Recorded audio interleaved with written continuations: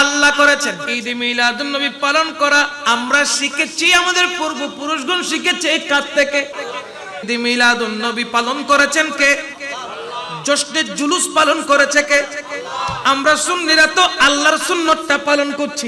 আল্লাহ পাক রব্বুল আলামিন সেই কারণে মুমিন বান্দাদেরকে সমস্ত সৃষ্টিকে ইশারা করে বলতে লাগলেন, ফাবিযালিকা ফালইফরাহু, রাহমাতুল লিল আলামিনকে পেয়েছো, নবীর মাধ্যমে কোরআন পেয়েছো, নবীর মাধ্যমে ইলম পেয়েছো, আর বসে থেকো না, বসে থেকো না, আমার নবী এসে গেছে, রাহমাতুল লিল আলামিন চলে এসেছে, তোমরা ঈদ মিলাদুন নবী পালন করো।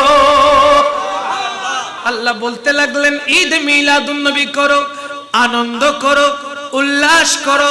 আজকে যে ঈদ মিলাদুন নবী পালিত হচ্ছে, আপনারাই বলেন তো, এখানে কি কোনো ব্যান্ডের প্রোগ্রাম হচ্ছে, কোনো প্যাকেজ প্রোগ্রাম হচ্ছে, নর্তকী এনে নাচানো হচ্ছে? না না না, সংস্কৃতি এখানে ঠাঁই পাচ্ছে না। এইখানে ঈদ মিলাদুন নবীর অনুষ্ঠানে পবিত্র কোরআন থেকে তিলাওয়াত, এটা কি জায়েজ না নাজায়েজ? হাদিসে মুবারাকা থেকে তেলাওয়াত জায়েজ না নাজায়েজ? কোরআন হাদিসের আলোকে আলোচনা জায়েজ না নাজায়েজ? নবীজির শানে মুহাব্বতে কসিদা পাঠ করা হচ্ছে, নাত খানি করা হচ্ছে, জায়েজ না নাজায়েজ? এরপরে মাহফিল শেষ করে মিলাদ ও কিয়ামের মাধ্যমে দোয়া মুনাজাত জায়েজ না নাজায়েজ? এরপরে সবাইয়ের জন্য তাবাররুকাতের ব্যবস্থা আছে না নাই? বিরিয়ানির ব্যবস্থা আছে না নাই? অনেক সময় অনেক জায়গায় জিলাপির ব্যবস্থা করে, মিষ্টান্নের ব্যবস্থা করে, করে কি করে না? আমার রাসূল বলেছে, এক ভাই অপর ভাইকে খানা খাওয়াও, এটা আমি নবীর সুন্নাত। যতগুলো কাজ মিলাদুন নবী উপলক্ষে করা হয় সবগুলো তো জায়েজ, কোনোটা তো হারাম নয়, ঠিক কি না? এরপরেও মিলাদুন নবীর বিরোধিতা কেন? মিলাদুন নবীর বিরোধিতা কেন কেন কেন? কোন কারণে তোমরা করো? কোন আক্কেলে তোমরা করো? মিলাদুন নবীর বিরোধিতা করলে মনে রাখবা, আমার রাসূল খুশি হয় না, আমার আল্লাহ খুশি হয় না। তবে হ্যাঁ, একজন খুশি হয়, তার নাম ইবলিস, শয়তান, ঠিক কি না? মিলাদুন নবীর বিরোধিতা করলে খুশি হয় 1%, তার নাম হলো ইবলিস, শয়তান। ইবলিস শয়তানকে যদি তোমরা খুশি করতে চাও তবে মিলাদুন নবী বন্ধ করো।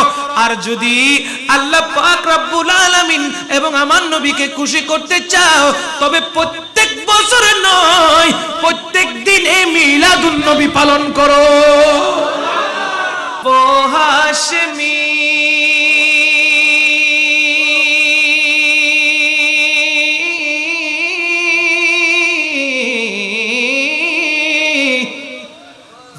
हाशमी मक्की मदनी अल अरबी है, वो मेरा नबी, मेरा नबी,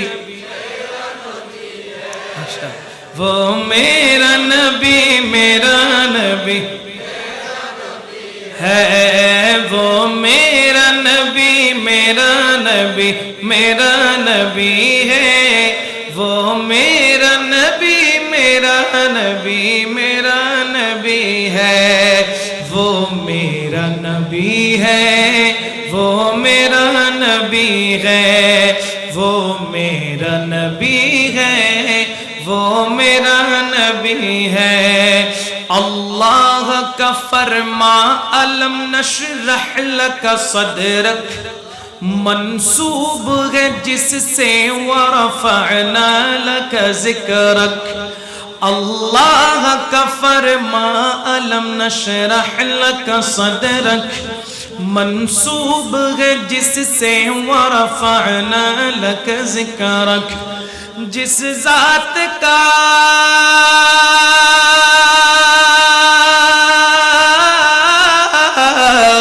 जिस ज़ात का कुरान में भी जिक्र जली है, वो मेरा नबी,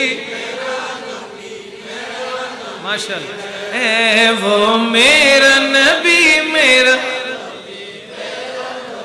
है, वो मेरा नबी है, वो मेरा नबी है, वो मेरा नबी है, वो जिसके लिए महफिल कौनैन सजी है, फिर दो से बड़ी जिसके वसीले से मिली है, वो हाशमी मक्की मदनी अल अरबी है, वो हाशमी मक्की मदनी अल अरबी है, वो मेरा नबी है, वो मेरा नबी है। अहमद है मुहम्मद है वही खत्म रसूल है, मखदूम मुरब्बी है वही वाली कुल है। अहमद है मुहम्मद है वही खत्म रसूल है, मखदूम मुरब्बी है वही वाले कुल है। उन पर ही नजर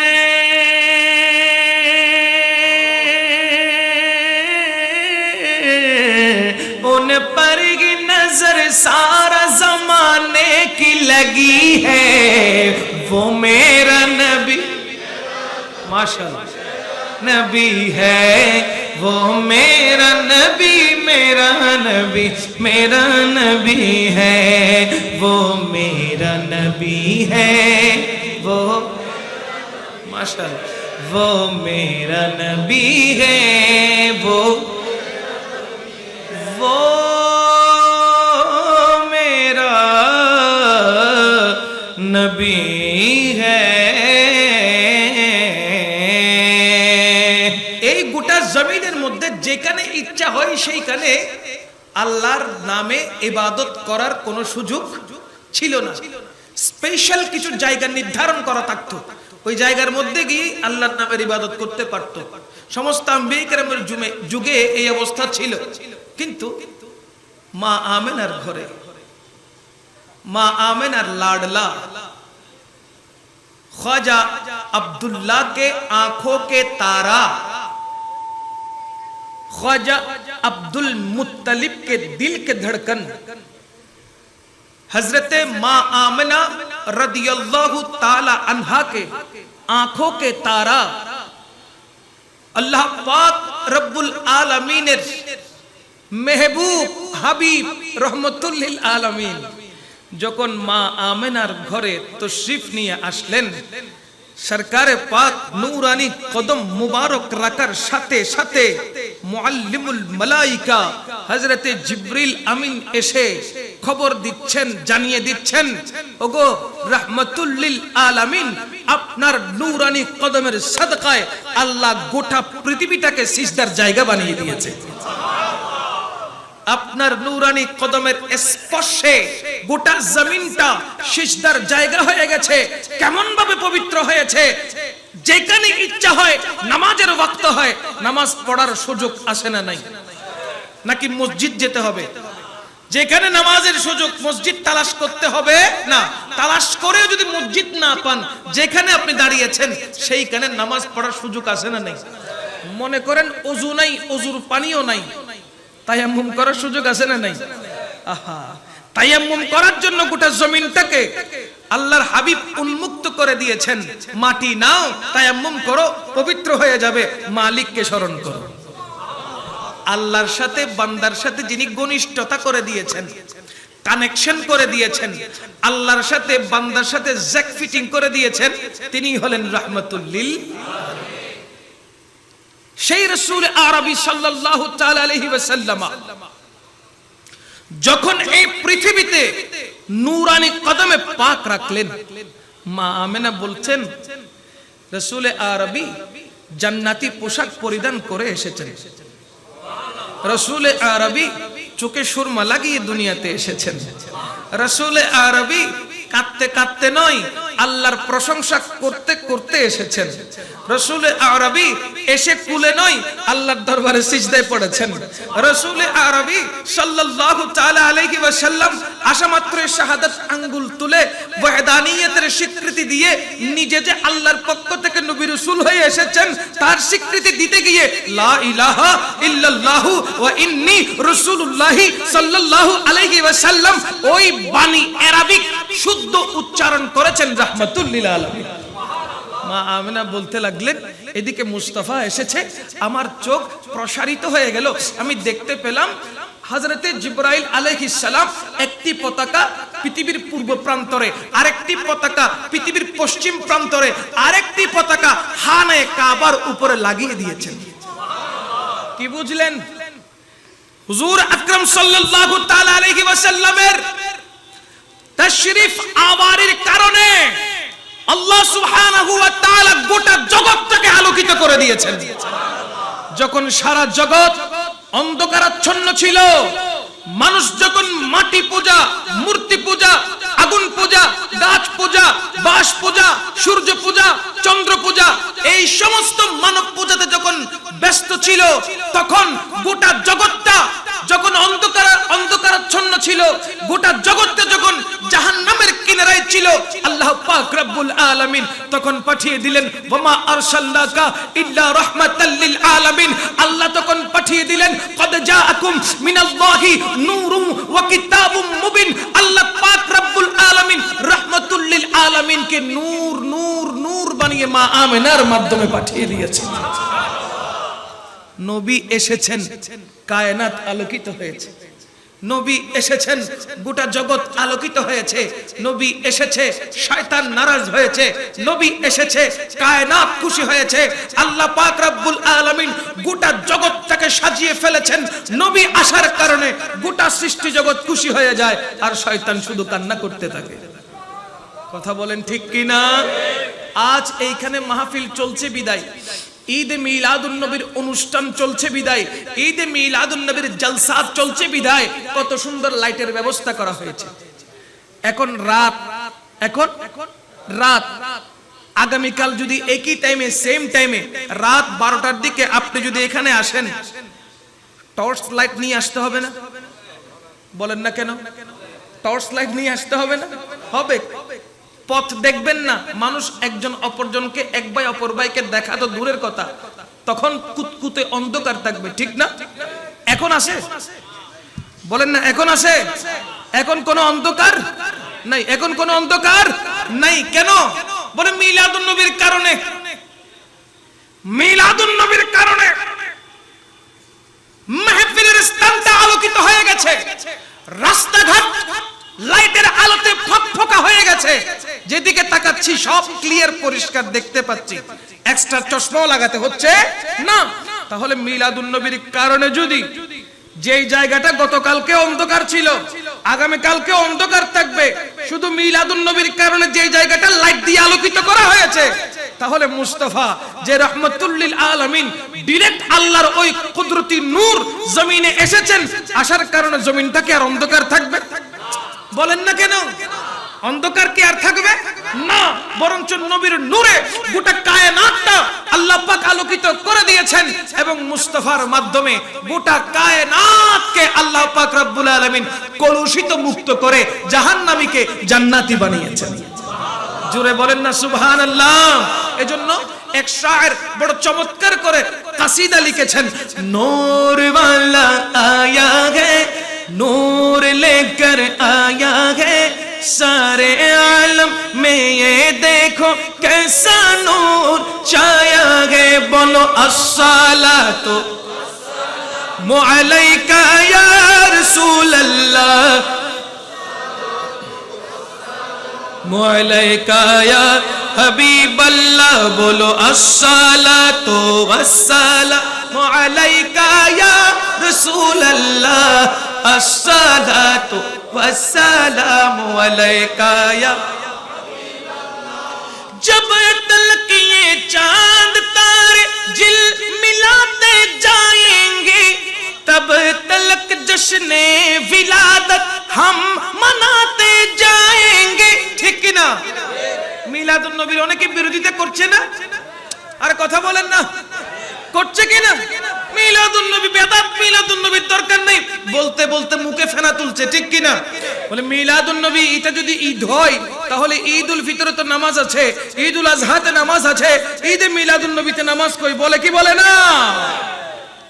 তাদেরকে শায়ের বহু আগে জবাব দিয়েছেন, জব তক ये चांद तारे झिलमिलाते जाएंगे तब तक जश्ने विलादत हम मनाते जाएंगे नूर वाला नूर लेकर ए सारे आलम कैसा नूर छाया है बोलो अस्सलातु अलैका या रसूल अल्लाह अस्सलातु वस्सलामु अलैका। বলেন না সুবহানাল্লাহ। ঈদ মিলাদুন নবী সাল্লাল্লাহু আলাইহি ওয়াসাল্লাম, এই ঈদ যদি না হতো আমরা কি ঈদুল ফিতর পেতাম? ঈদুল আজহা কি পেতাম? ঈদ মিলাদুন নবী না হলে, নবীর শুভাগমন না ঘটলে আমরা আল্লাহ পাক রব্বুল আলামিনকে চিনতাম না, আল্লাহ পাকের 99টি গুণবাচক নাম আমরা জানতাম না, আল্লাহ নবীর মাধ্যমে যে কোরআন দুনিয়াতে এসেছে ওই কোরআনটাও আমরা পেতাম না, ঠিক কি না? ঈদ মিলাদুন নবী সাল্লাল্লাহু তাআলা আলাইহি ওয়াসাল্লাম, এই ঈদটা হলো ঈমানের ঈদ। কিসের ঈদ? আগে ঈমান ঠিক, তারপরে আমলের কথা। ঈমান ঠিক না থাকলে আমল দিয়ে কোনো দাম, বলেন না আমল দিয়ে কোনো দাম? নামাজ, রোজা, হজ, যাকাত সবগুলোর নাম হলো আমল, ঠিক কি না? ঈমান নাই, আমল নিয়ে যদি লাফালাফি করেন করতে পারেন কোনো সমস্যা নাই, কিন্তু আল্লাহর দরবারে ওই আমলের কোনো দাম নাই। আগে ঈমান ঠিক থাকতে হবে। কি ঠিক থাকতে হবে? আগে ঈমান ঠিক থাকতে হবে। আপনারা তো বলেন ঈদে মিলাদুন নবী কোন প্রকারের ঈদ? যদি সেটা ঈদ হয়, ঈদুল ফিতরে তো নামাজ আছে, ঈদুল আজহার মধ্যে নামাজ আছে, ঈদে মিলাদুন নবী ঈদ হলে নামাজ কই? প্রশ্ন করে কি করে না? তাদেরকে স্পষ্ট ভাষায় জানিয়ে দিতে চাই, তাদেরকে স্পষ্ট ভাষায় বলে দিতে চাই, আমার নবী রাহমাতুল লিল আলামিন তিনি আরো কিছু ঈদের কথা বলেছেন, যেমন জুমার দিনকে ঈদের দিন আমার নবীর নবুয়তের জবানে ঘোষণা দিয়েছেন। আমার সরকারকে প্রশ্ন করা হলো, ইয়া রাসূলুল্লাহ, ইয়া হাবিবাল্লাহ, জুমার দিন ঈদের দিন কেন হলো? আমার নবী বলতে লাগলো, জুমার দিন এই কারণে ঈদের দিন, যেহেতু জুমার দিনে আল্লাহ পাক রব্বুল আলামিন হযরতে আদম আলাইহিস সালামকে সৃষ্টি করেছেন। আরেকটা না জুড়ে, আল্লাহ পাক হযরতে আদম আলাইহিস সালামকে এই জুমার দিনে দুনিয়াতে প্রেরণ করেছিলেন। আল্লাহ পাক আদম আলাইহিস সালামকে এই দিনে জান্নাতে প্রবেশ করিয়েছেন। আল্লাহ পাক রব্বুল আলামিন আদম আলাইহিস সালামকে এই জুমার দিনে দুনিয়া থেকে ওয়াফাত প্রাপ্ত করেছেন। সুবহান। এই জন্য আল্লাহ পাক জুমার দিনটাকে ঈদের দিন বলেছে। সুবহানাল্লাহ বলবেন না? তাহলে আমি তাদেরকে প্রশ্ন করতে চাই, জুমার দিনটা যদি আমার নবীর নবুয়তের জবানে ঈদের দিন হয় তবে ওই ঈদের নামাজ কই আছে? অনেকে প্রশ্ন করে, তো জুমার নামাজ তো পড়ছি। আরে ভাই, এটা তো জুমার নামাজ, জুমার নামাজ, জুমার নামাজ যা পড়লে জোহর পড়তে হয় না, কিন্তু এটাকে যে ঈদ বলেছে ওই ঈদের নামাজ কই আছে? নাই। এবার ইয়ৌমে আরাফা, আরাফাতের দিনকে আমার নবী জুমার দিন বলেছে, তাহলে আরাফাতের দিবসে জুমার নামাজ কই? ঈদের নামাজ কই আছে? আছে। আরাফাতের দিবসকে ঈদের দিন বলা হয়েছে, তাহলে ঈদের নামাজ থাকবে না? থাকবে তো। তো মুস্তাফা যখন নবুয়তের জবান ঈদের দিবস বলেছেন, তাহলে ঈদের নামাজ থাকতে হবে তোমাদের কথা অনুযায়ী। তোমরা যেহেতু বলছো ঈদুল ফিতর, ঈদুল আজহাতে নামাজ আছে, ঈদে মিলাদুন নবীতে নাই, আর দুই ঈদের কথা যে বলেছেন ওই দুই ঈদের নামাজ কই?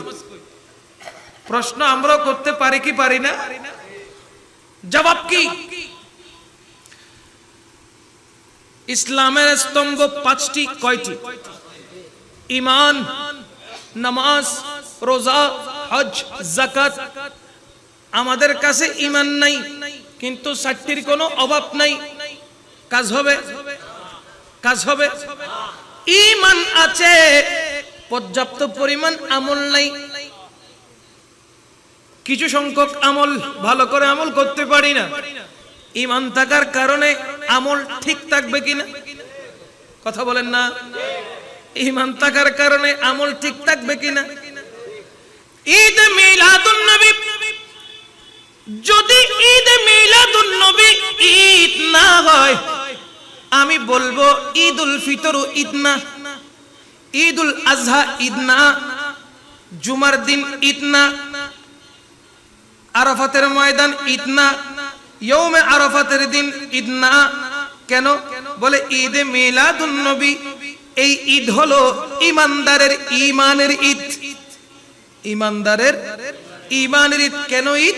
বলে ওই দিনে, ওই তারিখে আল্লাহ পাক রহমতুল লিল আলামিনকে দুনিয়ায় পাঠিয়েছেন। ওই তারিখে, ওই দিনে আমাদের ঈমান দুনিয়াতে এসেছে। ঈমান দুনিয়াতে এসেছে। এই জন্য যারা ঈমানদার তারা ওই দিনটাকে ঈমানের ঈদ হিসেবে পালন করে, ঠিক কিনা? আর ঈদুল ফিতর, ঈদুল আজহা হলো আমলের ঈদ। কিসের ঈদ? আমলের ঈদ। 30 দিন রোজা রাখার পরে, রমজানুল মুবারকের রোজা রাখার পরে, আমল করার পরে, তারপরে ঈদে ফিতর আদায় করছেন।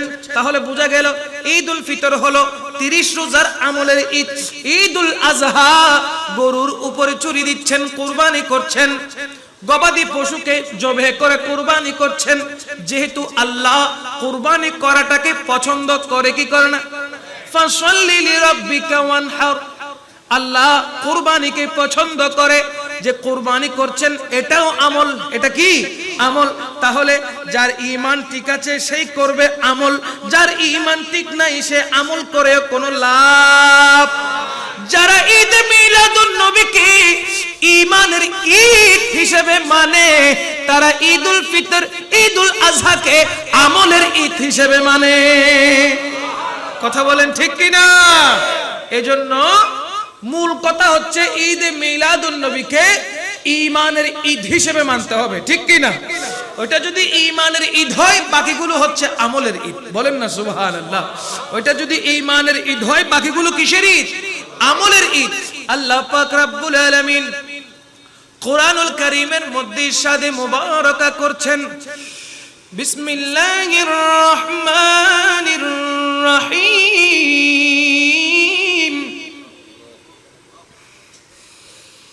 কুল বিফাদলিল্লাহি ওয়া বিরহমাতিহি ফাবিযালিকা ফালইফরাহু হুয়া খায়রুম মিম্মা ইয়াজমাউন। রাইসুল মুফাসসিরিন হযরত আব্দুল্লাহ ইবনে আব্বাস রাদিয়াল্লাহু তাআলা তিনি অত্র আয়াতের তাফসীর করছেন। আল্লাহ পাক রব্বুল আলামিন এই আয়াতের মধ্যে দুটি শব্দ রেখেছেন। একটির নাম হলো আল ফাদলু, আরেকটির নাম হলো আর রাহমাহ। একটি হলো ফদল, আরেকটি হলো রাহমাহ। হযরতে রাইসুল মুফাসসিরিন বলতে লাগলেন, আল ফাদলু দ্বারা আমার আল্লাহ ইলমকে বুঝিয়েছেন, আর রহমত দ্বারা ওয়ামা আরসালনাকা ইল্লা রাহমাতাল লিল আলামিন, তথা আমার নবীকে বুঝিয়েছেন। চিৎকার দিয়ে বলি সুবহানাল্লাহ। রহমত দিয়ে রাহমাতুল লিল আলামিন, আর ফদল দিয়ে ইলম। নবী না হলে ইলম থাকবে? আল্লাহ তো নবীর মাধ্যমে ইলমকে দুনিয়াতে পাঠিয়েছেন। বুইস্তু মুআল্লিমান বলা হয়েছে। বলেন না সুবহানাল্লাহ। আল্লাহ পাক রব্বুল আলামিন আমার নবীকে গোটা জগতের শিক্ষক হিসেবে প্রেরণ করেছেন। আপনারাই বলেন, আল্লাহ পাক রব্বুল আলামিন আমার নবীকে গোটা কায়নাতের শিক্ষক করে দুনিয়াতে পাঠিয়েছেন। তো আমার নবীর শিক্ষককে বিসমিল্লাহির রহমানির রহিম, ইকরা বিসমি রাব্বিকাল্লাযী খালাক খালাকাল ইনসানা মিন আলাক ইকরা ওয়া রাব্বুকাল আকরাম الذي علم بالقلم জোরে বলেন না সুবহানাল্লাহ।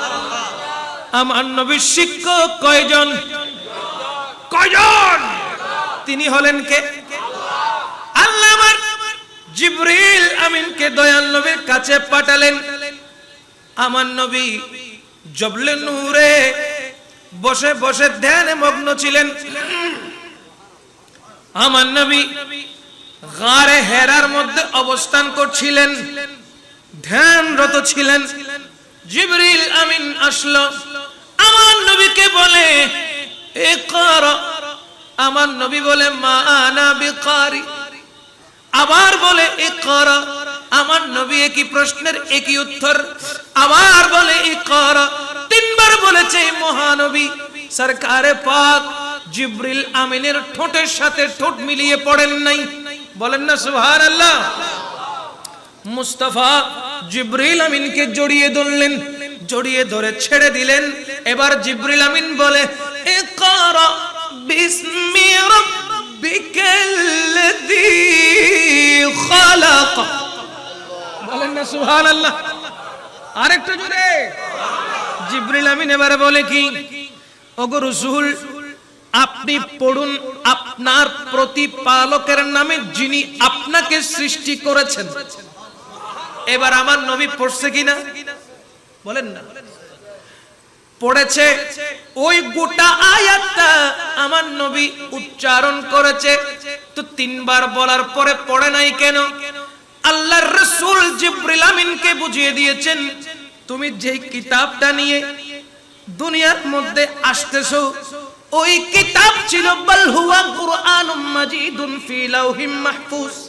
লৌহে মাহফুজের মধ্যে ওই কোরআনটা সংরক্ষিত ছিল। আমার আল্লাহ আমাকে তৈয়ার করার পরে ওই কোরআনের আলেম বানিয়ে দিয়েছে। তুমি যে এখানে নিয়ে আসছো গোটা আয়াত পড়ো, খালি ইকরা ইকরা বলো কেন?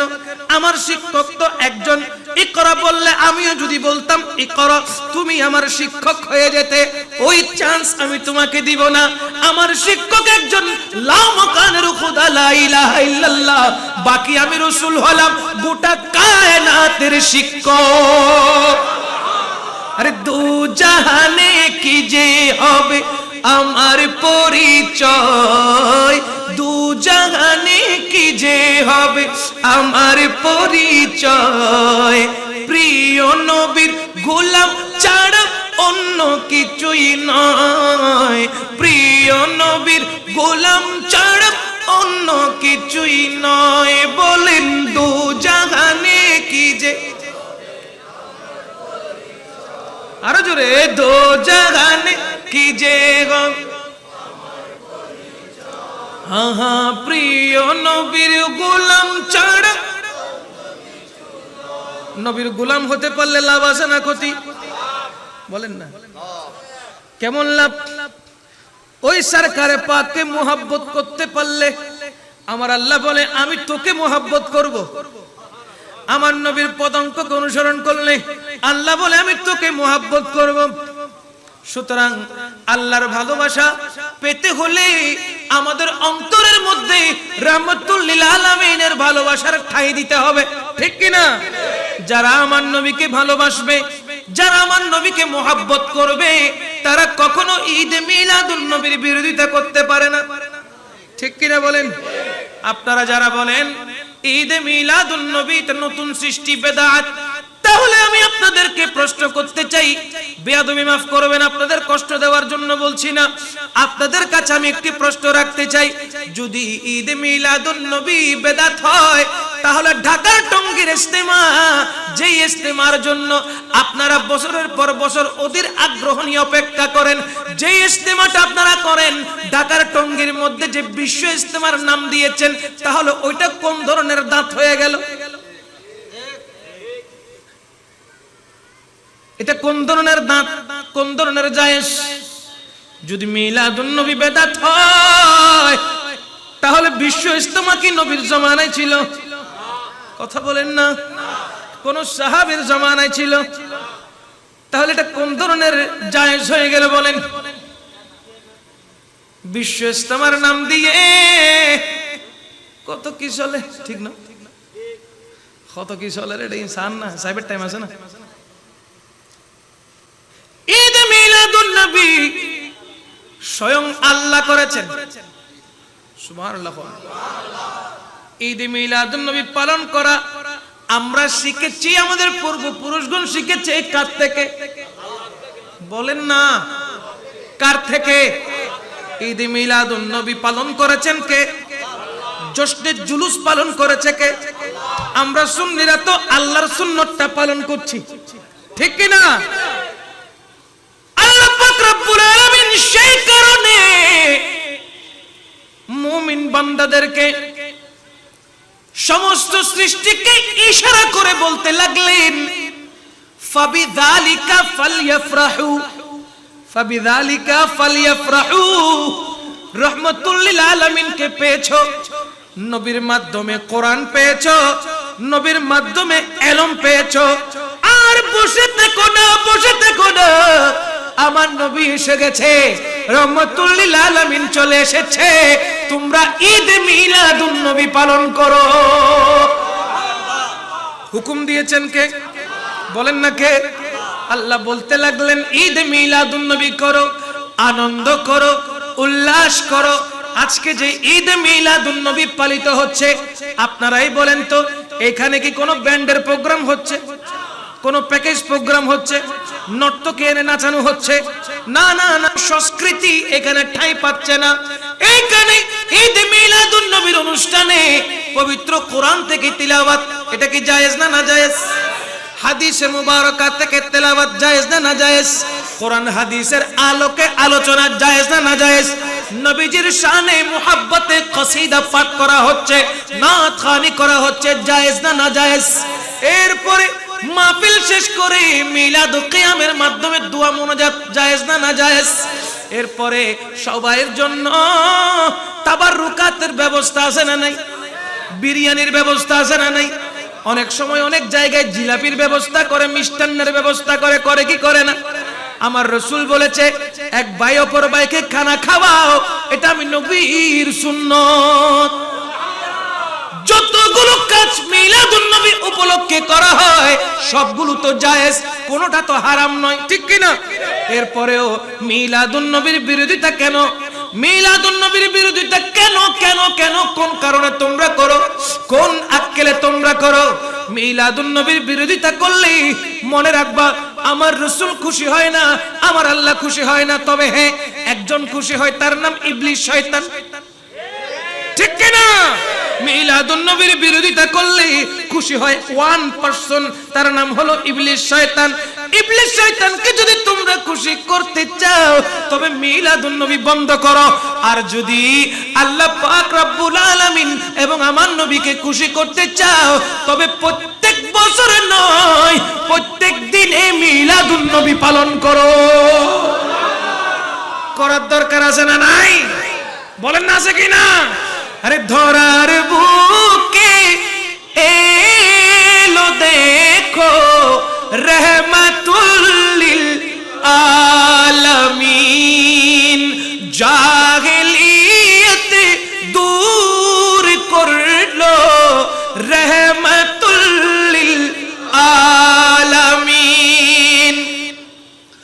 নবীর চরিত্র খুলকে আজিম সাক্ষী রয়েছে আল কোরআন, সকল সৃষ্টির মূল যে তিনি রহমাতুল লিল আলামিন। ধরার বুকে এলো দেখো রহমাতুল লিল আলামিন। সালাতুনিয়া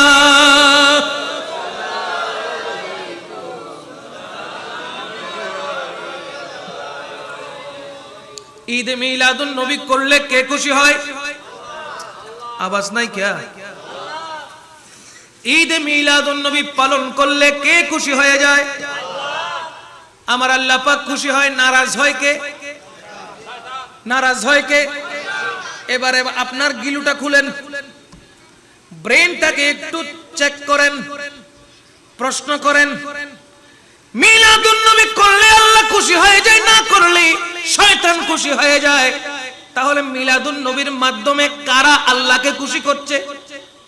শুননি রাখো না, কারা আল্লাহকে খুশি করছে? কারা? কারা? অনেকেই আছেন নামদারি মুসলমান যারা মিলাদুন নবীর বিরোধিতা করে, ঠিক কিনা? বলেন না ঠিক কিনা? মিলাদুন নবীর বিরোধিতা করে যদি কেউ সিরাতুন নবী পালন করে সম্পূর্ণ হারাম। এখানে অনেক হযরতে কিরাম উপস্থিত আছেন, আমি হযরতদের কদমে আরজ করব, যারা মিলাদুন নবী মানে না তাদের জন্য কি সিরাতুন নবী জায়েজ আছে? নাই, নাই, হারাম করা হারাম। মুস্তাফার মিলাদ আছে, মুস্তাফার সিরাত হতে পারে না, কারণ এখনো আমাদের বিশ্বাস আমার সরকার পাক রওজায়ে আতহারে জিন্দা আছেন। আমার নবী তো হাদিসে মুবারাকা ইরশাদ করেছেন, ইন্নামা আনা কাসিমুন ওয়াল্লাহু ইউতি। আলা হযরত বলতে লাগলেন, লা রাব্বিল আরশ জিসকো जो मिला उनसे मिला, बटती है कौनैन में नेमत रसूलुल्लाह की। सुभान अल्लाह। बटती है कौनैन में नेमत रसूलुल्लाह की। सुभान अल्लाह বলবেন না? নবীজি যদি পর্দা করতেন তাহলে রিজিক বন্ধ হয়ে যেত না? নামাতেকা। আমার নবীজি যদি তাদের ভাষায় জিন্দা না থাকতেন তাহলে রিজিক বন্ধ হতো না? কেন বন্ধ হতো? বলে মুস্তাফা বলছেন, ইন্নামা আনা কাসিমুন, নিশ্চয় আমি হলাম বন্টনকারী। তো বন্টন করব কোত্থেকে? আল্লাহু ইউতি, আল্লাহ আমাকে দেয় আর আমি সেটা বন্টন করে দেই। তো বন্টন করে দেওয়ার জন্য বাঁচতে হবে না? নামাতে কা জীবিত থাকতে হবে না? হবে তো। বুঝতে হবে, কথাগুলো বুঝতে হবে। আলা হযরত বলতে লাগলেন, লা ওয়া রাব্বিল আরশে জিসকো जो मिला उनसे मिला।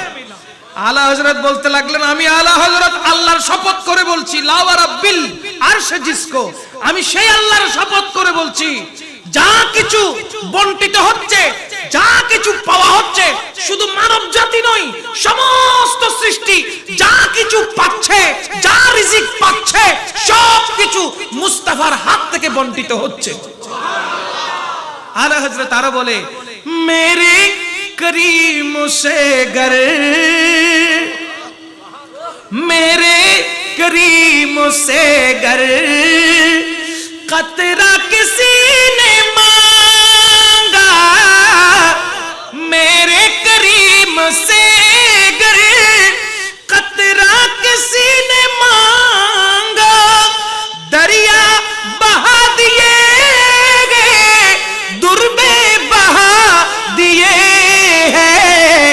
उनकी महकिन दिल के गुंचे खिला दिए हैं, जिस राह चल गए हैं कूचे बसा दिए हैं। চিৎকার দিয়ে বলেন না সুবহানাল্লাহ।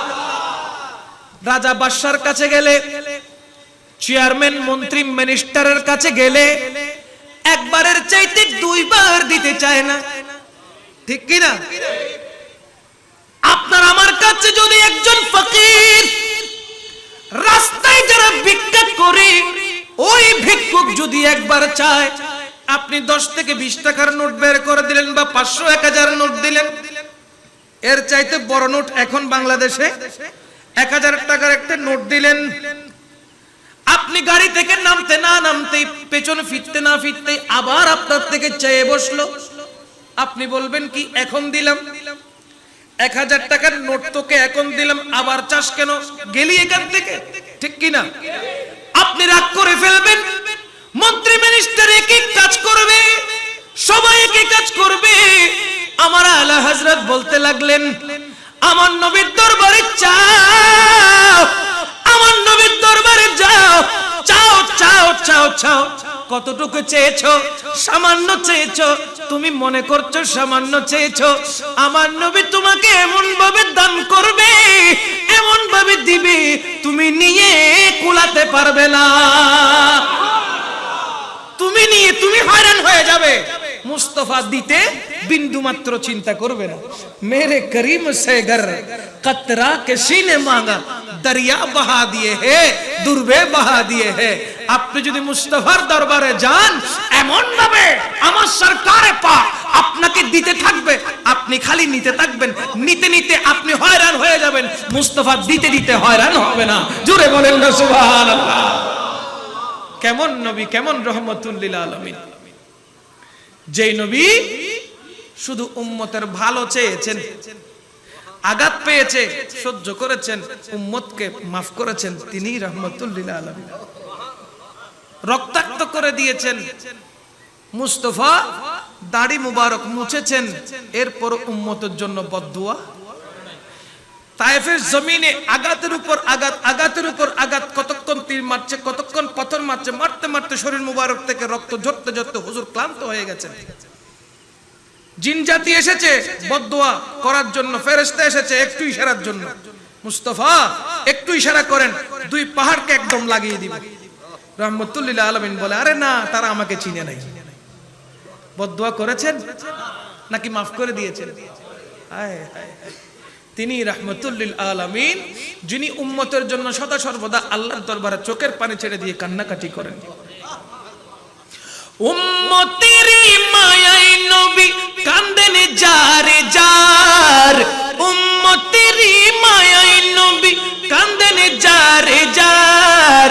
মাফ করে দাও ওহে আল্লাহ উম্মত গুনাহগার, মাফ করে দাও ওহে আল্লাহ। দয়াল নবী মারহাবা, প্রাণের নবী মারহাবা, জানের নবী মারহাবা, মারহাবা মারহাবা নবীজি আমার, মাফ করে দাও ওহে আল্লাহ। বলেন মাফ করে দাও ওহে আল্লাহ।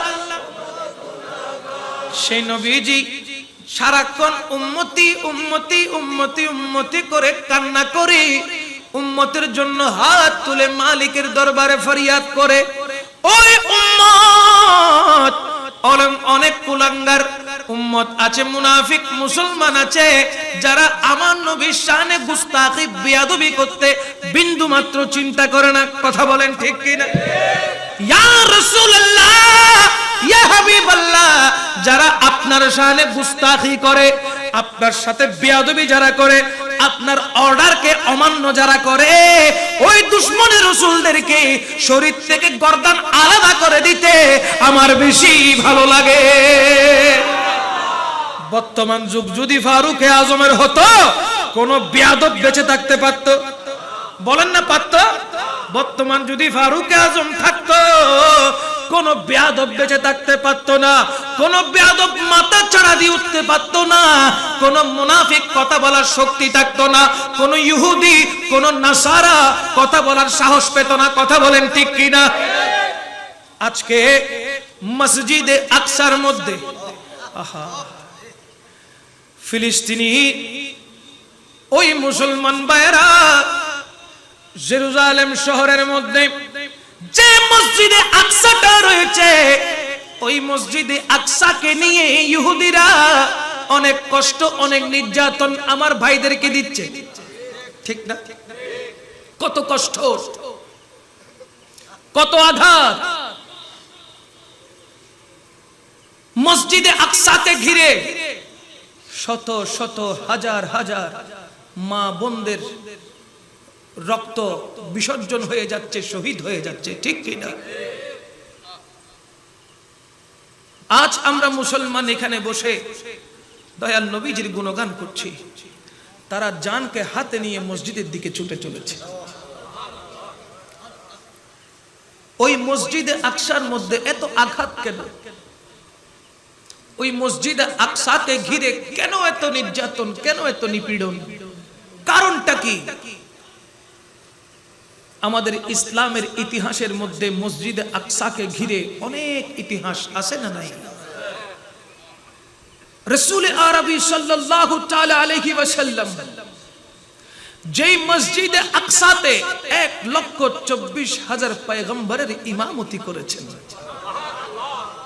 কোরআন সাক্ষী দিচ্ছে, বিসমিল্লাহির রহমানির রহিম, সুবহানাল্লাযী আসরা বিআবদিহি লাইলাম মিনাল মাসজিদিল হারামি ইলাল মাসজিদিল আকসা।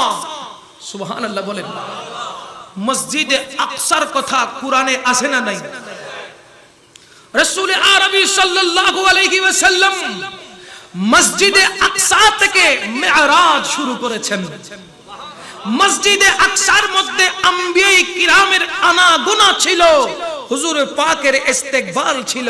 মসজিদে আকসার মধ্যে আম্বিয়ায়ে কিরাম চতুর্দিক থেকে মুস্তাফাকে স্বাগতম জানিয়েছে, শুভেচ্ছা জানিয়েছে।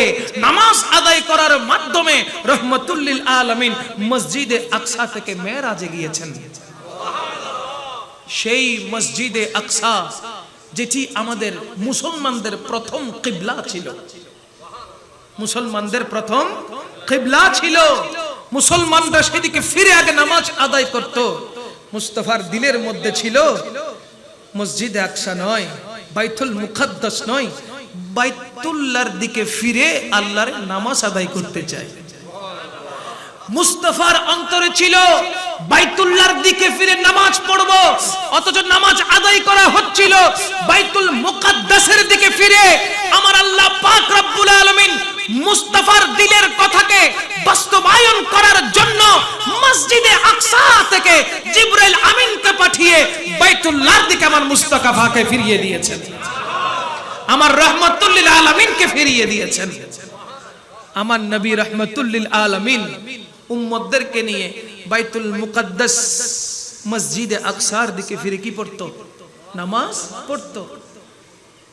অনেক আম্বিয়ায়ে কিরাম ওনার উম্মতদেরকে নিয়ে ফিলিস্তিনের জমিনের মধ্যে আম্বিয়ায়ে কিরাম অবস্থান করতেন। বলেন না সুবহানাল্লাহ।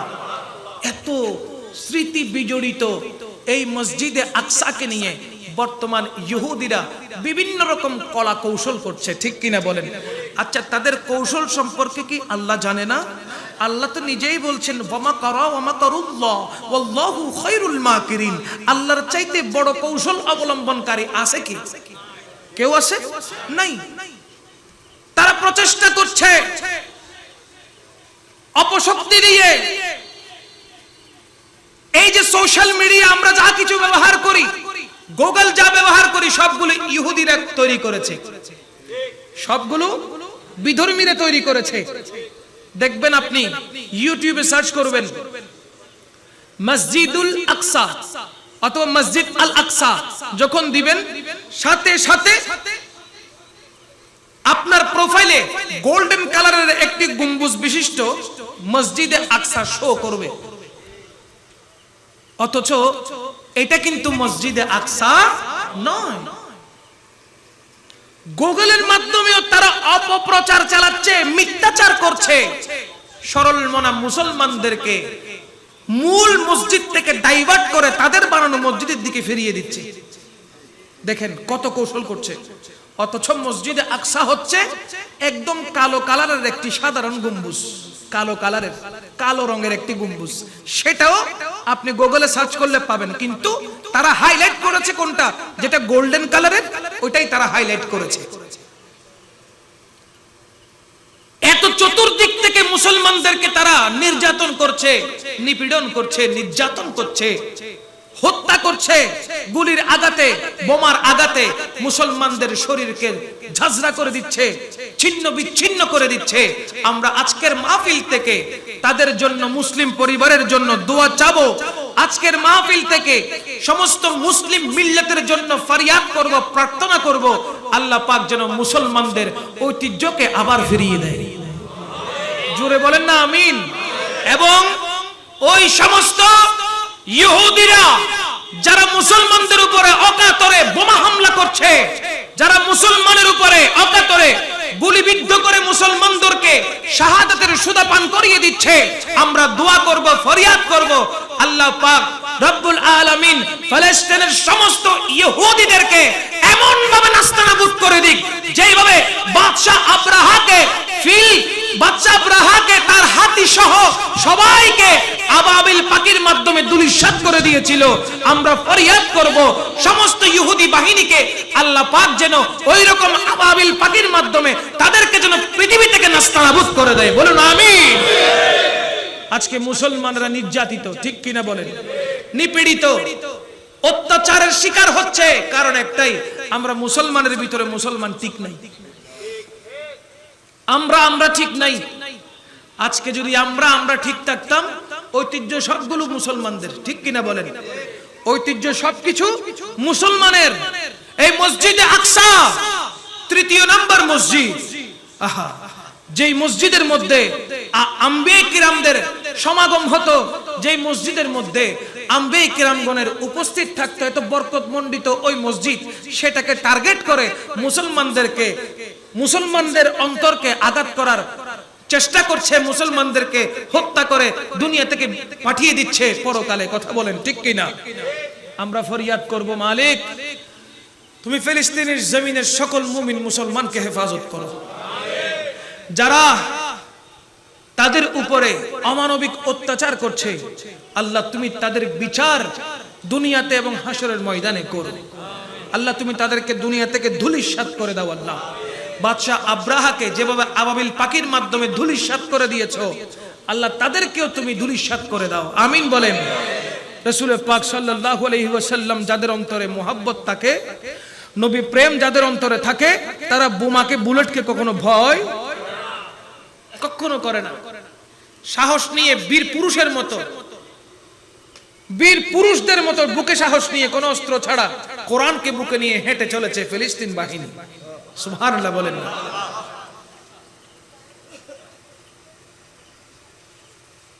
যতক্ষণ পর্যন্ত নবী প্রেম আপনার অন্তরে থাকবে, আপনি একজন মুমিন মুসলমান, আপনাকে 100 জন ভয় করবে। আপনি একজনকে 100 কাফের ভয় করবে। আপনি একজন মুমিন মুসলমান, 100 কাফের আপনার সামনে আসতে থরথর করে কাঁপবে। তার বাস্তব প্রমাণ হচ্ছে বদর যুদ্ধ, ঠিক কিনা বলেন? মাত্র 313 জন সাহাবী 1000-এর বিরুদ্ধে যখন রুখে দাঁড়িয়েছে, ওই কাফের থরথর করে কাঁপা আরম্ভ করে দিয়েছে, ঠিক কিনা বলেন? আমাদের ওই ঈমানে জজবা থাকতে হবে। একটু চিন্তা করে দেখেন, সাহাবায়ে কেরামের কাছে না কোনো তলোয়ার ছিল, না কোনো বর্শা ছিল, না কোনো তীর ছিল, না কোনো ঘোড়া ছিল, না কোনো উট ছিল। রাসূল পাক সাল্লাল্লাহু আলাইহি ওয়াসাল্লাম যখন বলেছেন বদর যুদ্ধে যেতে হবে, সাহাবায়ে কেরাম প্রস্তুত হয়ে গেছেন। প্রস্তুত হওয়ার জন্য যুদ্ধের যা সামান দরকার তা নিয়ে যেতে হবে না? এখান থেকে আপনাদেরকে যদি বলি এখন ঢাকায় চলে যান, কেউ যাবে? বলে আগে ঘর থেকে যাই, ঘরে যেতে হবে, কাপড় গুছাইতে হবে, টাকা নিতে হবে, তারপর না ঢাকায় যাব, ঠিক কিনা বলেন? কিন্তু রাহমাতুল লিল আলামিন সাহাবায়ে কেরামকে যখন বলতেন যেতে হবে, সাহাবায়ে কেরাম সব কাজ ওখানে রেখে মুস্তাফার পেছনে পেছনে হাঁটা শুরু করতেন। বলেন না সুবহানাল্লাহ? কারণ কি? এটা হলো ঈমানি জজবা। কি?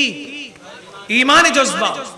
আপনার ঈমানি জজবা থাকলে, মুস্তাফার প্রতি মহব্বত থাকলে, আপনাকে কেউ আটকায় রাখতে পারবে।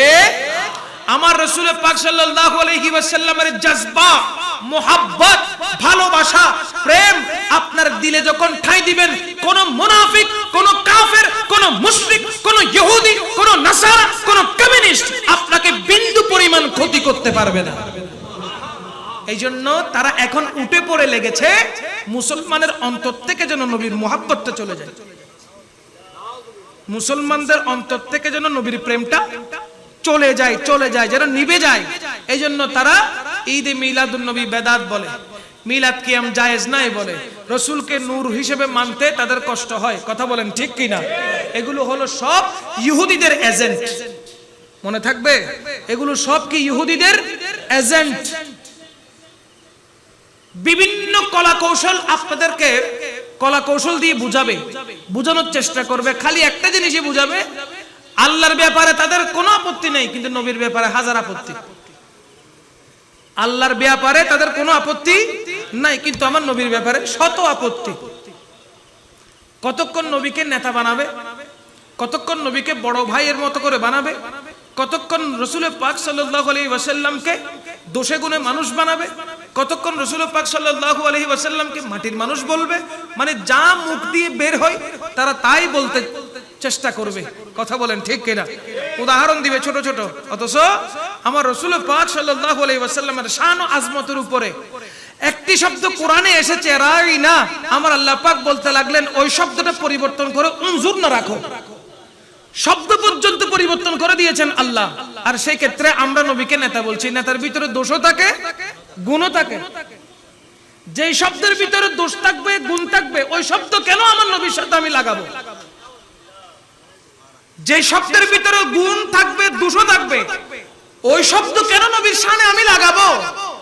কোন যুক্তি আছে?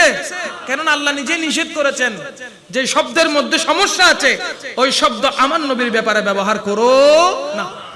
সুতরাং আমরা যারা সুন্নিরা আছি আমরা নবীকে কখনো নেতা বলতে পারি, আমরা নবীকে বড় ভাই বলতে পারি, আমরা নবীকে দোষে গুণে মানুষ বলতে পারি না, আমরা নবীকে মাটির মানুষ বলতে পারি না। আমরা বলবো রাহমাতুল লিল আলামিন, আমরা বলবো ইয়া রাসূলুল্লাহ, আমরা বলবো ইয়া হাবিবাল্লাহ। আল্লাহ যেভাবে কোরআনে বলেছেন ইয়াসিন তাহা ইয়া আইয়ুহাল মুজাম্মিল ইয়া আইয়ুহাল মুদ্দাথির ওয়াদ-দুহা ওয়াল-লাইলি ইযা সাজা, চিৎকার দিয়ে বলেন না সুবহানাল্লাহ। সেই নবীর শান আজমত বাড়িয়েছেন কে? ওয়ারাফা'না লাকা যিকরাক। আমার আল্লাহ পাক যার শান ও আজমত বাড়িয়েছেন, পৃথিবী একত্রিত হয়ে গেলেও আমার নবীর শান ও আজমতের উপরে চুল পরিমাণ বিন্দু পরিমাণ অনুকণা পরিমাণ কি আঘাত আনতে পারবে? কারণ তার শান বাড়িয়েছেন স্বয়ং স্বয়ং, শুধু বাড়তে থাকবে। ঠিক কিনা? যারা আমার নবীর শান ও আজমত বয়ান করবে আমার আল্লাহ তাদের পজিশনটাও বাড়িয়ে দিবে। मेरी बात बन गई है आका तेरी बात करते करते, मेरी बात बन गई है आका तेरी बात करते करते, तेरे शहर में मैं आऊं, तेरे शहर में मैं आऊं आका तेरे नात पढ़ते पढ़ते। सुभान अल्लाह। तेरे इश्क की बदौलत मुझे जिंदगी मिली है, तेरे इश्क की बदौलत मुझे जिंदगी मिली है, मेरी मौत आका आए, मेरी मौत आका आए, तेरे जिक्र करते करते, मेरी मौत आका आए, तेरे जिक्र करते करते। चित्कार দিয়ে বলেন না সুবহানাল্লাহ। নবীর নাম জপতে জপতে, নবীর নাম পড়তে পড়তে আমরা মরতে চাই কিনা? ডাইরেক্ট নামা দিলি। নবীর নাম জপতে জপতে আমরা মরতে চাই কি চাই না? লাভ আছে না ক্ষতি আছে? নবীকে দেখলে জাহান্নামের আগুন হারাম হয়ে যায়। আমার নবীকে দেখলে জাহান্নামের আগুন হারাম হয়ে যাবে। আমার নবীকে দেখলে জাহান্নাম হারাম হয়ে যাবে। মুস্তাফাকে দেখা মানে জান্নাত ওয়াজিব হয়ে যাওয়া। কথা বলেন ঠিক কিনা? রাহমাতুল লিল আলামিন সরকারে পাক সাল্লাল্লাহু আলাইহি ওয়াসাল্লামের জন্য নিজের জানটাকে কুরবান করতে শিখুন। যদি নিজের জীবনটাকে দামি করতে চান, যদি নিজের জীবনটাকে দামি করতে চান, উন্নতর শিয়রে পৌঁছাইতে চান, আল্লাহ পাক রব্বুল আলামিনের মহব্বত চান, পরকালে নাজাত প্রাপ্ত হয়ে জান্নাত পেতে চান, তবে নিজের জানের চাইতে বেশি মুস্তাফাকে মহব্বত করতে শিখুন। আর যে ব্যক্তি আমার নবীকে মহব্বত করে সে কখনো দয়াল নবীর শানে গুস্তাখি করতে পারে? জোরে বলেন না আল্লাহু আকবার। রাসূলুল্লাহ ইয়া গৌসাম দস্তগীর। আমরা নবীকে মোহাব্বত করতে চাই কিনা, ভালোবাসতে চাই কিনা, আদব করতে চাই কিনা?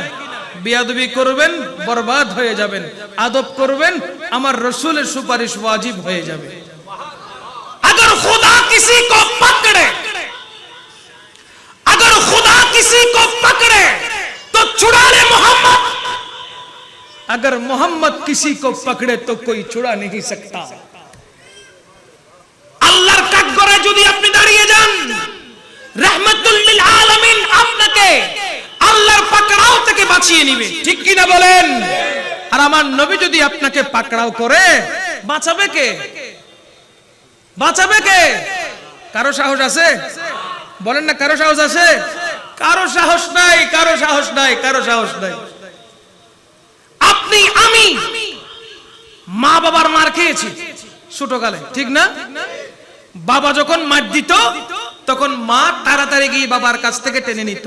সারিয়ে নেওয়ার একজন আছে মা। আর যেদিন মা বাইন্দা মারছে, বাবা যখন কাজে চলে গেছে, ব্যবসা বাণিজ্যে চলে গেছে, মা সন্তানকে পাইছে একা, দরজা টরজা বাঁধি তাবরক দিছে কিনা? এমন তাবরক দিছে, হয় মানুষ হইছে নইলে অমানুষ থাকি গেছে, ঠিক কিনা? এক মারে ঠান্ডা করে দিছে, কাউকে ধরতে দিছে না। আমার রাহমাতুল লিল আলামিন আল্লাহর পাকড়াও থেকে আপনাকে যখন ছাড়িয়ে নিয়ে আসবে, আপনাকে সর্বপ্রথম গোলামে মুস্তাফা হতে হবে। গোলামে মুস্তাফা না হলে আমার রসুল আপনার জন্য কোনো সুপারিশ করবে? জমিন মেলি नहीं होती, जमन मैला नहीं होता, मोहम्मद के गुलामों का कफन मैला नहीं होता, मोहम्मद के गुलामों का कफन मैला नहीं होता। बोलें ना सुभान अल्लाह। गुलामे मुस्तफा হয়েছেন আপনি, তো জাহান্নামে যাওয়া অনেক দূরের কথা, কবরে যাওয়ার সাথে সাথে আপনাকে যখন কবরে দেওয়া হবে, ওই কবর আপনাকে তাজিম করবে, সম্মান করবে। কেমন সম্মান? কবর বলবে গোলামে মুস্তাফা এসেছে, এ মাটি, তার কাফনের কাপড়ে একটি দাগও লাগতে দিস না। শর্ত হলো নবীর গোলাম হতে হবে। নবীর কি হতে হবে? নবীর গোলাম যদি হয়ে যান, সমস্ত শাস্তি থেকে আপনি পরিত্রাণ পেয়ে যাবেন। শর্ত হলো আমার নবীর গোলাম হতে হবে, আমার নবীর জন্য নিজেকে ফিদা করতে হবে। যারা যারা মুস্তাফার জন্য নিজেকে ফিদা করেছে, আমার নবী তাদের প্রত্যেককে নিয়ামত দিয়ে ভরপুর করে দিয়েছে।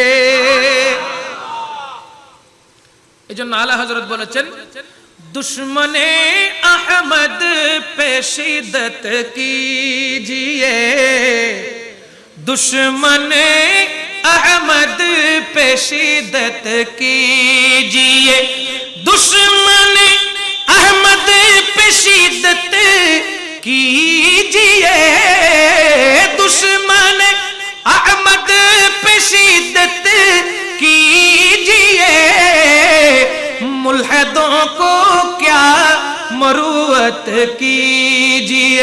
আমাদের সাথে দুশমন রাসূলদের সাথে কোনো সম্পর্ক আছে না বাজি? কোনো সম্পর্ক নাই, সম্পর্ক রাখার প্রয়োজনও নাই। যারা ইমানদার তাদের সাথে ইমানদার ওয়ালারা মোহাব্বত রাখবে, যারা দুশমন তাদের সাথে শয়তানের প্রেম থাকবে, ঠিক কি না? আমাদের সাথে আশিকের রাসূলদের সাথে মোহাব্বত, দুশমনের রাসূলদের সাথে কোনো সম্পর্ক নাই। এই জন্য ঈদ মিলাদুন নবীর অনুষ্ঠানে শুধুমাত্র নবী প্রেমিকরা আসতে পারে, কোনো দুশমনরা আসতে পারে? সমস্ত নিয়ামত সুন্নিদের জন্য, ঠিক কি না?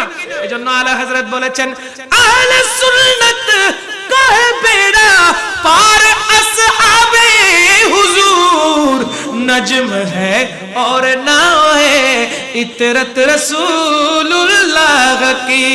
শুধুমাত্র সুন্নিরা, শুধুমাত্র সুন্নিরা 72 দল থেকে 73 দল থেকে আমার রাসূল সুন্নিদেরকে আলাদা আলাদা আলাদা আলাদা করে বাকি 72 জাহান্নামের কিনারায় চলে যাবে। একটি মাত্র দল, যেই দল জান্নাতে যাবে আমার নবীর সুপারিশ পেয়ে। ঈদ মিলাদুন নবীর অনুষ্ঠান করতে পারে কারা? মাতন না, যারা জান্নাতি দল, যারা সুন্নি, তারা ঈদ মিলাদুন নবী পালন করে। কেন করে জানেন? আমার আল্লাহ বলতে লাগলেন হুয়া খায়রুম মিম্মা ইয়াজমাউন। ব্যাংক ব্যালেন্স আমরা করি, ব্যাংকের মধ্যে টাকা রাখি কি রাখি না? সোনালী ব্যাংক, রূপালী ব্যাংক, জনতা ব্যাংক, বেসরকারি অনেক ব্যাংক আছে না নাই? আমরা সেখানে ফিউচারের কথা ভেবে চিন্তা করে ডিপোজিট করি। কেউ ফিক্সড ডিপোজিট, কেউ কারেন্ট অ্যাকাউন্ট করি কি করি না? বিভিন্ন রকমের অ্যাকাউন্ট করি। কারণ কি? বলে যখন বৃদ্ধ হয়ে যাব, যখন ছেলেরা বাবার দিকে মায়ের দিকে তাকাবে না, তাদেরকে অবজ্ঞা অবহেলা করবে, তখন আমাদের ব্যাংক ব্যালেন্স আমাদের আখেরি সম্বল হবে, ঠিক না? অথচ মনে রাখবেন, নেককার সন্তানেরা হচ্ছে মা বাবার পরকালের জন্য খুঁটি, ইহকালে বার্ধক্য অবস্থায় লাঠি, ঠিক কিনা হন? পরকালে খুঁটি, ইহকালে বার্ধক্য অবস্থায় লাঠি। কেন? সন্তান যখন সুসন্তান হয়, আল্লাহর কথাগুলোকে তার মাইন্ডে বারবার ঘুরতে থাকে, ঠিক না? কেন?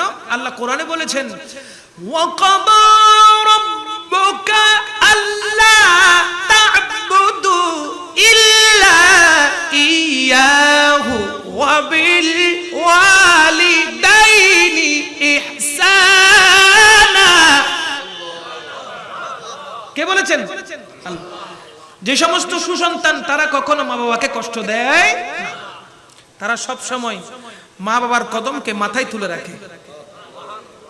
আর যে সমস্ত সন্তান মা বাবাকে কষ্ট দেয়, তৎমধ্যে তাদের লালন পালনের মধ্যে অবশ্যই দুষ্টুটি থাকে।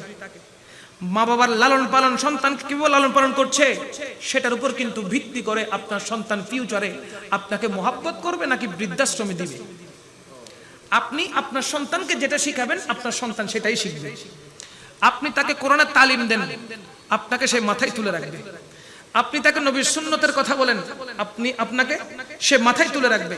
এখন আপনি শিশুকালে কোরআন হাদিস কিছুই পড়ালেন না, মক্তবে পাঠাইলেন না, হুজুর রেখে আরবি পড়ালেন না, আপনার সন্তানকে কিন্ডারগার্টেনে পাঠিয়ে দিলেন। বইয়ের বস্তা নিয়ে কিন্ডারগার্টেনে গেল, সেখান থেকে আস্তে আস্তে দেখবেন জুতাগুলো একদিকে আরেকটা আরেকদিকে ফেলে, কাপড় চুপড় ফেলে এক অবস্থা। আপনাকে গুছাইতে হচ্ছে, কিন্তু কোনো মাদ্রাসার ছেলে, কোনো হেফজখানার ছেলেকে গুছাইতে হয় না, বরঞ্চ সে ছোটকাল থেকে নিজের জীবনকে গুছানো শিখে। সে ছোটকাল থেকে নিজের জীবনটাকে গুছানো শিখে, কিভাবে কিভাবে তাকে চলতে হবে, তার চরিত্র কিভাবে গঠন করতে হবে, সে কোন স্টেপে তাকে হাঁটতে হবে, তার জীবনটা কিভাবে নবীর সুন্নাহয় পরিচালিত করবে, সেই ছোটকাল থেকে হাফেজে কোরআনরা, আলেমরা ছোটকাল থেকে সেগুলো শিখতে থাকে। সুতরাং আপনি যদি আপনার সন্তানকে ইলমে দ্বীন হাসিল করান, আমি গ্যারান্টি দিয়ে বলবো ওই সন্তান আপনাকে বৃদ্ধাশ্রমে নয়, আপনার জন্য মাথায় মাথায় বাসা তৈরি করে আপনাকে মাথায় রাখবে। কথা বলেন ঠিক কি না? বলতে চাচ্ছিলাম, আল্লাহ পাক বলতে লাগলেন হুয়া খায়রুম মিম্মা ইয়াজমাউন। সমস্ত সম্পদ, যে সম্পদগুলো ব্যাংক ব্যালেন্স করেছেন, জমিয়েছেন, সঞ্চয় করেছেন, আমার আল্লাহ বলছেন হুয়া খায়রুন, তার থেকে উত্তম, মিম্মা ইয়াজমাউন, তুমি যা জমা করেছো তার থেকে উত্তম আমার নবীর মিলাদের জন্য খরচ করা। আমার নবীর মিলাদের জন্য খরচ করা তোমার জমাকৃত সঞ্চয় থেকে উত্তম। কেন? বলে তুমি এখানে খরচ করবা, আমি আল্লাহর কাছে এগুলো সওয়াব হিসেবে পাহাড় পরিমাণ হতে থাকবে। এখানে তুমি খরচ করো নবীর জন্য, আর ওখানে পাহাড় হয়ে যাচ্ছে, পাহাড় হয়ে যাচ্ছে তোমার নামে। ঈদে মিলাদুন নবী নাম দিয়ে একটা ব্যাংক হয়ে গেছে, ব্যাংক বলেন না সুবহানাল্লাহ। ঈদে মিলাদুন নবীর নামে একটা ব্যাংক হয়ে গেছে। ওই ব্যাংকের মধ্যে তুমি কি খাতে খরচ করেছো, কিভাবে খরচ করেছো, সবকিছুর সওয়াব সেখানে জমা রয়েছে। ময়দানে মাহশারে যখন তুমি একটু সওয়াবের জন্য দিক বিদিক হয়ে ঘুরবা, তখন তুমি দেখতে পাবা কাল হাসরের ময়দানে আল্লাহ তোমার জন্য কত বিশাল বিশাল সওয়াবের পাহাড় তৈয়ার করে রেখেছে। প্রশ্ন নিজে নিজে পড়ে যাবেন, নিজে নিজে অবাক হয়ে যাবেন, আমি এত আমল তো করি নাই, এখানে এত পাহাড় পরিমাণ আমার নামে সওয়াব দেওয়া হচ্ছে কেন? কারণ কি? আল্লাহ পাক বলবেন তুই যে স্বামীর মোহাম্মদ পাড়ায় মিলাদুন নবীর মাহফিলের টাকা দিয়েছিলি, খরচ করেছিলি, আমি আল্লাহ সেইগুলো জমা করে সওয়াবের পাহাড় করে দিয়েছি। যা ঈদে মিলাদুন নবীর অ্যাকাউন্টটা ভেঙে, তুই দুনিয়ার মধ্যে ভালো কাজ যে করেছিস, ঈদে মিলাদুন নবীর অ্যাকাউন্টটা ভেঙে জাহান্নামে ছিলি, যা যা জান্নাতে চলে যা। অ্যাকাউন্টটা ভাঙ, জান্নাতে ঢুক। অ্যাকাউন্ট ভাঙ, জান্নাতে ঢুক। চিৎকার দিয়ে বলেন না সুবহানাল্লাহ। কে বলছেন? বলেন না কে? মিলাদুন নবীর জন্য খরচ করলে লাভ হবে না ক্ষতি হবে? আখেরি কথা বলছি। হযরত সাইয়্যিদুনা আবু বকর সিদ্দিক রাদিয়াল্লাহু তাআলা আনহু বলতে লাগলেন, মান আনফাকা দিরহামান লিকিরাতি মাউলিদিন নবী সাল্লাল্লাহু আলাইহি ওয়াসাল্লাম কানা রাফিকি ফিল জান্নাহ। সিদ্দিক আকবর বলতে লাগলেন, এক দিরহাম মুস্তাফার মিলাদের জন্য খরচ করো, আমি সিদ্দিক আকবরের সাথে বন্ধু হয়ে জান্নাতে প্রবেশ করব। নিয়ামত আছে না নাই বাজি? মাতন আছে না নাই? এই নিয়ামত পেতে হলে নিয়ামত ওয়ালার সাথে থাকতে হবে। আল্লাহ বলেছেন উযকুরু নি'মাতাল্লাহ, নিয়ামতের স্মরণ করো। নিয়ামতের মধ্যে সবচেয়ে বড় নিয়ামত হচ্ছে আমার নবী রাহমাতুল লিল আলামিন। এজন্য আমরা ওই বড় নিয়ামত উজমার স্মরণ করি। স্মরণ করার মাধ্যমে আল্লাহর দয়া নেই। আল্লাহ পাক রব্বুল আলামিন এই পবিত্র ঈদ মিলাদুন নবীকে কবুল করুক।